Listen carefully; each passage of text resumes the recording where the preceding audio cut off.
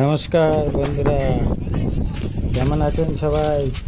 আশা করি ভালো আছেন। আমরা একটু বনভোজে যাচ্ছি।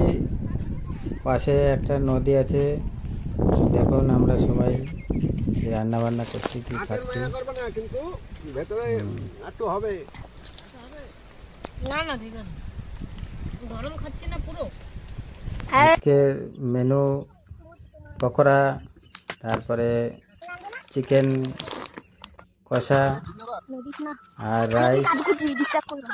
কিন্তু চিকেনটার ভিডিওটা করতে পারিনি ওর জন্য। আর এমনি জঙ্গলের ভিডিও আছে, একটু কোথায় আছে কোন জায়গা একটু কমেন্টে বলেন আপনারাই। আর এরকম হয়েছে দেখে বলবেন, চ্যানেলটাকে সাবস্ক্রাইব করবেন।